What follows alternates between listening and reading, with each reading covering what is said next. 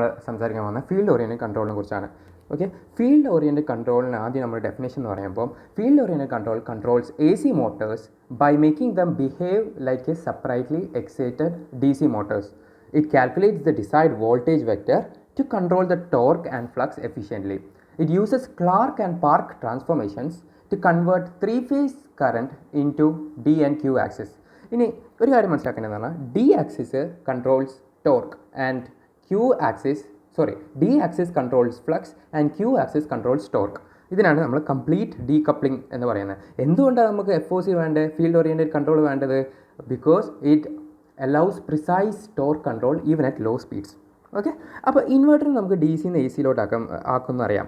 A സിയിൽ IA, IB, IC എന്ന് പറഞ്ഞ 3 സ്റ്റേറ്റർ കറണ്ട് ഉണ്ട്. ഓക്കെ, അപ്പം ഈ ഡി സിന്ന് എ സിയിലോട്ട് ആക്കുക മാത്രമേ ഉള്ളൂ അല്ലേ, ഇതിനെ കൺട്രോൾ ചെയ്യത്തില്ല. അതായത് ഇപ്പം motor is running at A set speed, okay, ഒരു ഇത്ര RPM പോവുകയാണെങ്കിൽ ആ RPM മാറ്റാനും കുറയ്ക്കാനൊന്നും നമുക്ക് പറ്റുന്നില്ല. ആകെ ഡി സിന്ന് എ സിയിലോട്ട് മാത്രമേ ആക്കുള്ളൂ. അതെങ്ങനെ, നമ്മൾ നേരത്തെ പറഞ്ഞ പോലെ, മറ്റേ വീഡിയോയിൽ പറഞ്ഞ പോലെ SVPWM space vector pulse width modulation വഴി നമ്മൾ ഓരോ IGBTയുടെ ഇത് ഗേറ്റാണ്. GA upper, GA lower, GB upper, GB lower, GC upper, GC lower, അങ്ങനെ ഓരോ സ്വിച്ചിൻ്റെയും ഗേറ്റിൽ കൂടെ കറണ്ട് ഇങ്ങനെ പോക്കും. എന്നിട്ട് എന്താ ചെയ്യുക, ഡി സിനെ എ സിയിലോട്ടാക്കും. ഇത്ര വരെ നമുക്ക് മനസ്സിലായി അല്ലേ, ഡി സിനെ എ സിയിലോട്ട് കൺവേർട്ട് ചെയ്യാൻ. പക്ഷേ ഇതിന് കൺട്രോൾ ചെയ്യാൻ വേണ്ടിയിട്ടാണ് നമ്മൾ ക്ലാർക്ക് ആൻഡ് പാർക്ക് ട്രാൻസ്ഫോർമേഷൻ ഉപയോഗിക്കുന്നത്. അപ്പം ക്ലാർക്ക് ആൻഡ് പാർക്ക് ട്രാൻസ്ഫോർമേഷൻ എന്താണെന്ന് പറയാം. ഓക്കെ, ഈ ലെഫ്റ്റ് സൈഡിൽ കാണുന്നതാണ് ക്ലാർക്ക് ട്രാൻസ്ഫോർമേഷൻ. അപ്പം ഈ IA, IB, IC ഈ സ്റ്റേറ്ററിൻ്റെ കറണ്ടാണ് കേട്ടോ. ISA, IB, ISB, ISC എന്ന് പറയുന്നതും IA, IB, IC എന്നെല്ലാം സെയിം ആണ്. അപ്പോൾ ഈ സ്റ്റേറ്റർ കറണ്ട് ഇങ്ങനെ കറങ്ങിക്കൊണ്ടിരിക്കുക. അപ്പോൾ അതിനെ നമുക്ക് എങ്ങനെയെങ്കിലും പിടിച്ചു നിർത്തണം, എന്നാലേ നമുക്ക് പ്രിസൈസ് കൺട്രോൾ ചെയ്യാൻ പറ്റുള്ളൂ. അപ്പോൾ അതിന് എന്ത് ചെയ്യും, നമ്മൾ ISA, ISB, ISCനെ നമ്മൾ ആൽഫ ബീറ്റ എന്ന 2 ആക്സിസിലോട്ട് മാറ്റും. അപ്പം 3 ഫേസ് ഉള്ള സാധനത്തിന് ഫിക്സ്ഡ് 2 കോർഡിനേറ്റ് സിസ്റ്റം ആക്കി മാറ്റും. റൊട്ടേറ്റിംഗ് സിസ്റ്റത്തിന് ഫിക്സ്ഡ് 2 കോർഡിനേറ്റ് സിസ്റ്റം ആക്കി മാറ്റും. പക്ഷേ ഇതിനൊരു പ്രശ്നമുണ്ട്, ആൽഫ ബീറ്റയ്ക്ക് ഒരു പ്രശ്നമുണ്ട്. ഇത് ടൈം ഇൻവേരിയൻ്റാണ്, അതായത് ടൈമിനനുസരിച്ച് മാറിക്കൊണ്ടേയിരിക്കും. ഓക്കെ, അപ്പം ഇത് ടൈമിനനുസരിച്ച് മാറാൻ പാടില്ല. അവിടെയാണ് നമ്മൾ പാർക്ക് ട്രാൻസ്ഫോർമേഷൻ വരുന്നത്. പാർക്ക് ട്രാൻസ്ഫോർമേഷൻ എന്താക്കുന്നത്, ആൽഫ ബീറ്റ ആക്സിസിനെ ടൈം ഇൻവേരിയൻറ്റ് DQ ആക്സിസായിട്ട് മാറ്റും. അതെങ്ങനെ അവർ ചെയ്യുന്നതെന്ന് ഉള്ളത് ഞാൻ പറഞ്ഞുതരാം. അപ്പോൾ ക്ലാർക്ക് ട്രാൻസ്ഫോർമേഷനിൽ എന്താ ചെയ്യുന്നത് പറഞ്ഞാൽ, ഇതാണ് നമ്മളെ ABC എന്ന് പറയുന്ന 3 ആക്സിസ് 120 ഡിഗ്രി വ്യത്യാസത്തിലായിരിക്കും ഓടുന്നത് എപ്പോഴും. അത് എല്ലാവർക്കും അറിയാവുന്ന കാര്യമാണ്. ഓക്കെ, അപ്പം ഈ ഒരു ആക്സിസിനെ നമ്മൾ എന്ത് ആക്കി, ഫിക്സ്ഡ് 2 ആക്സിസ് ആക്കി. അതിൽ ഒരു ആക്സിസിൻ്റെ പേര് ISA, ഈ S എന്ന് വിശേഷിപ്പിക്കുന്ന സ്റ്റേറ്ററിനെയാണ്. അപ്പം stator current alpha, ISB, stator കറണ്ടിൻ്റെ ബീറ്റ സ്റ്റേറ്റർ കറണ്ട്. അപ്പം ഇങ്ങനെ 2 കറണ്ട് ആക്കി. അപ്പോൾ നമുക്ക് എന്ത് ചെയ്യും, റൊട്ടേറ്റിംഗ് ആയിട്ടുള്ള സാധനത്തിനെ നമ്മൾ ഫിക്സ്ഡ് ആക്കി. അപ്പോൾ 3 ഫേസിന് 2 ഫേസ് ആക്കാൻ പറ്റി, 2 കോർഡിനേറ്റ് ആക്കാൻ പറ്റി. ഇനി 2 കോർഡിനേറ്റ് ടൈം ഡിപ്പെൻഡൻ്റ് ആണ്. അപ്പോൾ ടൈം ഇൻഡിപെൻഡൻ്റ് ആക്കാൻ വേണ്ടിയിട്ട് എന്ത് ചെയ്തു, നമ്മൾ പാർക്ക് ട്രാൻസ്ഫോർമേഷൻ ചെയ്തു. അപ്പോൾ ക്ലാർക്ക് ട്രാൻസ്ഫോർമേഷൻ എന്ന് പറഞ്ഞാൽ ISA സ്റ്റേറ്റർ കറണ്ടിനെ fixed 2 coordinate system which is time variant ആക്കലാണ്. ഓക്കെ, ഇനി ക്ലാർക്ക് ട്രാൻസ്ഫോർമേഷനിൽ IS ആൽഫാനെ അപ്പോൾ നമ്മൾ എങ്ങനെ ആക്കിയ അതിൻ്റെ നമ്മൾ ഇക്വേഷൻ പറയുകയാണെങ്കിൽ IS ആൽഫ എന്ന് പറയുന്നതും IA എന്ന് പറയുന്നത് സെയിമാണ്. കാരണം ഒന്ന് നോക്കി ആൽഫ A ആക്സിസിലാണ് കിടക്കുന്നത് അല്ലേ. പക്ഷേ Bയും Cയും എന്ന് പറയുന്നത് 120 ഡിഗ്രി മാറിയിട്ടാണുള്ളത്. അപ്പോൾ IS ബീറ്റ എന്ന് പറയുന്ന രണ്ടാമത്തെ കോർഡിനേറ്റ് എന്തായിരിക്കും, ഇതിൻ്റെ രണ്ടിൻ്റെയും കൂടിയും റിസൾട്ടൻ്റ് ആയിരിക്കും. IA plus IB, IA/√3 plus IB/√3/2. Okay, അതിൻ്റെ രണ്ടിൻ്റെയും റിസൾട്ടൻ്റ് ആയിരിക്കും. ഓക്കെ, ഇനി അടുത്ത ആൽഫ ബീറ്റ. ഓക്കെ, അപ്പം IS ബീറ്റ എന്ന് പറയുന്നത് IA/√3 പ്ലസ് IB/√3/2 എന്ന് പറയുന്ന ഈ 2 ആക്സിസ് ആയിരിക്കും. ഇവിടെ IC ഇല്ല കേട്ടോ. ഓക്കെ, ഇനി അടുത്തതെന്ന് പറയുന്നത് നമ്മളെ പാർക്ക് ട്രാൻസ്ഫോർമേഷനിൽ എന്താ സംഭവിക്കുന്നത്, ഇതാണ് നമ്മുടെ ഫിക്സ്ഡ് കോർഡിനേറ്റ് അല്ലേ. അപ്പോൾ ഈ ഫിക്സ്ഡ് കോർഡിനേറ്റ് ഫിക്സ്ഡ് ആയിരുന്നാൽ പറ്റില്ല, അത് ടൈമിനനുസരിച്ച് മാറിക്കൊണ്ടിരിക്കും. അപ്പം ഈ ടൈമിനനുസരിച്ച് മാറുന്നതിന് ഇൻഡിപെൻഡൻ്റ് ആയിട്ട് നമുക്ക് അവിടെ നിർത്തിയിടാൻ വേണ്ടിയിട്ട് നമ്മൾ എന്ത് ചെയ്യും, DQ ആക്സിസിന് റോട്ടറിൻ്റെ ഫ്ലക്സിനനുസരിച്ച് റൊട്ടേറ്റ് ചെയ്യിപ്പിക്കാൻ തുടങ്ങും. ഫ്ലക്സിനനുസരിച്ചിട്ട് റൊട്ടേറ്റ് ചെയ്യിപ്പിക്കാൻ തുടങ്ങും. അപ്പം ഇനിയിപ്പോൾ ടൈമിനനുസരിച്ച് മാറില്ല, കാരണം രണ്ടും ഒരേ രീതി കൂടെ മാറിയ ഏതാണ്ട് നമ്മൾ ഓരോ ഇൻസ്റ്റൻസിൽ നോക്കുമ്പോഴും ടൈമിനനുസരിച്ച് 0 ആയിരിക്കും. ഇവന്മാർ തമ്മിലൊരു വ്യത്യാസം ഉണ്ടാവില്ല, പൊസിഷനൊരു വ്യത്യാസം ഉണ്ടാവില്ല. അപ്പം ഈ ഒരേ ഇൻസ്റ്റൻസിൽ ഡി ക്യു ആക്സിസ് റോട്ടറിൻ്റെ ഫ്ലക്സിനനുസരിച്ച് മാറുന്ന ഈ ആംഗിളിനാണ് തീറ്റ എന്ന് പറയുന്നത്. Theta is the angle between the rotating coordinate system which is the dq and the fixed coordinate system which is alpha beta. Okay, ഇനി ഇത് മനസ്സിലാവാത്ത ആരെങ്കിലും ഉണ്ടോ? ഈ ബ്ലൂ എന്ന് ഉദ്ദേശിക്കുന്നത് നമ്മുടെ ക്ലാർക്ക് ട്രാൻസ്ഫോർമേഷനിൽ വന്ന ആൽഫ ബീറ്റയാണ്. റെഡ് എന്ന് ഉദ്ദേശിക്കുന്നത് നമ്മുടെ പാർക്ക് ട്രാൻസ്ഫോർമേഷനിൽ വന്ന ഡി ക്യു ആക്സിസ് ആണ്.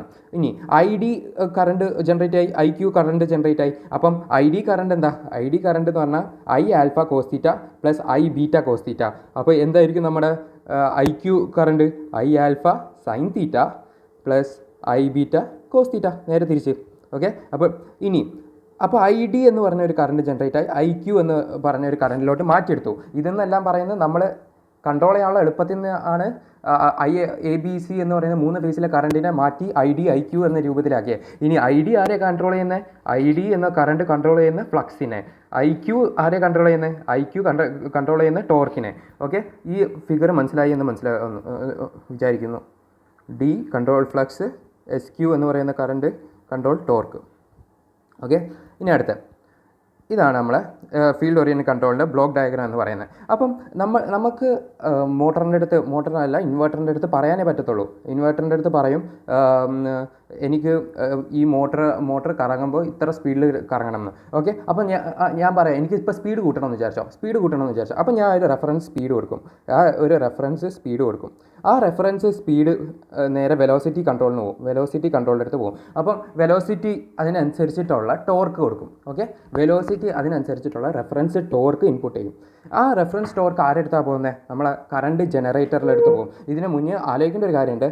വോൾട്ടേജ് സപ്ലൈ ഇതിന് രണ്ടിനും ഈ കറണ്ട് ജനറേറ്റ് ചെയ്യാനും ഇൻവെർട്ടറിനും ഡി സി വോൾട്ടേജ് സപ്ലൈ ആണ് പോകുന്നത്. Okay, D C voltage supply ആണ് പോകുന്നത്. അപ്പം ഈ കറണ്ട് ജനറേറ്റർ എന്താ ചെയ്യുക? കറണ്ട് ജനറേറ്റർ അതിനനുസരിച്ചിട്ടുള്ള ഈ ടോർക്കിന് അനുസരിച്ചിട്ടുള്ള റെഫറൻസ് ടോർക്കിന് അനുസരിച്ചിട്ടുള്ള ഒരു കറണ്ട് കൊടുക്കും, കറണ്ട് ഇൻപുട്ട് ചെയ്യും. എന്നിട്ട് ഇത് നേരെ ആരുടെ അടുത്ത് പോകും? Current controller, P I controller എന്നെല്ലാം പറയുന്ന കറണ്ട് കൺട്രോളർ ഉണ്ടല്ലോ. കറണ്ട് കൺട്രോളർ എന്താ ചെയ്യുന്നത്? ഈ റെഫറൻസ് ടോർക്കിന് അനുസരിച്ചിട്ടുള്ള ഒരു റെഫറൻസ് വോൾട്ടേജ് കൊടുക്കും. ഓക്കെ, നമ്മുടെ ഇനിയിപ്പോൾ ഇവിടം വരെ എത്തി. നമ്മൾ റെഫറൻസ് ടോർക്കിനനുസരിച്ചുള്ള റെഫറൻസ് കറണ്ടിനനുസരിച്ചുള്ള റെഫറൻസ് വോൾട്ടേജ്. ഓക്കെ, ഇനി എങ്ങനെയാണ് എ ബി സിന്ന് നമ്മൾ കൺട്രോൾ ചെയ്യുന്നതെന്നുള്ളത്.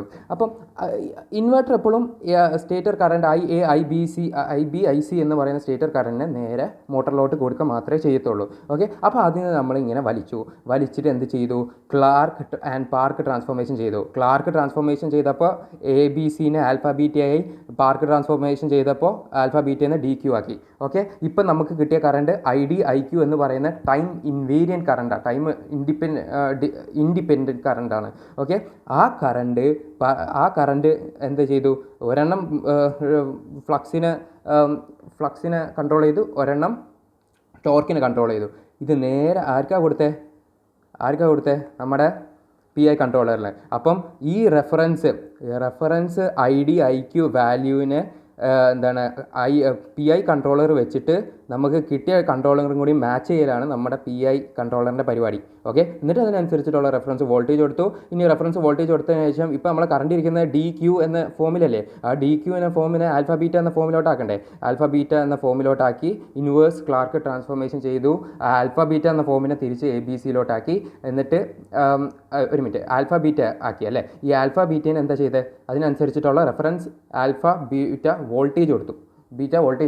എന്നിട്ട് നമുക്കറിയാം space vector modulation, pulse width modulation വഴി അതൊരു സൈനസോയിഡിൽ വേവ് ആക്കിയിട്ട് തിരിച്ച് മോട്ടറിന് കൊടുത്തു. ഇനി ഓരോ പ്രാവശ്യവും മോട്ടറിൻ്റെ റോട്ടർ ഫ്ലക്സ് പൊസിഷൻ സെൻസ് ചെയ്യാൻ, റോട്ടറിൻ്റെ പൊസിഷൻ എവിടെയെന്ന് സെൻസ് ചെയ്യാൻ വേണ്ടിയിട്ട് നമുക്ക് ആരാളുള്ളത്? പൊസിഷൻ സെൻസർ ഉണ്ട്.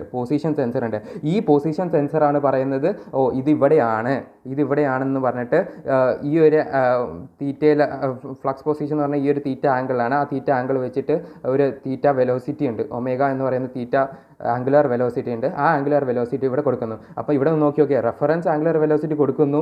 ഇവിടെ എവിടെയാണ് ഉള്ളതെന്നുള്ള ആംഗുലാർ വെലോസിറ്റി, ശരിക്കും എവിടെയുള്ള ആംഗുലാർ വെലോസിറ്റി നമ്മളെ പൊസിഷൻ സെൻസറിന് കിട്ടും. ഇവിടെ റെഫറൻസ് വോൾട്ടേജ് എന്ന് പറഞ്ഞാൽ ഇപ്പോൾ നമുക്ക് സ്പീഡ് കൂട്ടുകയാണെങ്കിൽ അതിനനുസരിച്ചുള്ള റെഫറൻസ് വോൾട്ടേജ് ആയിരിക്കും നമ്മൾ ഇവിടെ കൊടുക്കുന്നത്. എന്നാൽ പൊസിഷൻ സെൻസർ വെച്ചിട്ട് എന്താ ചെയ്യുന്നത്? പൊസിഷൻ സെൻസർ വെച്ചിട്ട് റിയലിസ്റ്റിക് ആയിട്ടുള്ള ഇപ്പോൾ ഉള്ള ആംഗുലാർ വെലോസിറ്റി ആയിരിക്കും വെലോസിറ്റി കൺട്രോളിന് കൊടുക്കുന്നത്. എന്നിട്ട് വെലോസിറ്റി കൺട്രോൾ രണ്ടും കൂടി കമ്പൈൽ ചെയ്തിട്ട് ടോർക്ക് കൊടുക്കുന്നു. And the cycle repeats. Thank you. ഇത്രയേ ഉള്ളൂ FOC കൺട്രോളർ.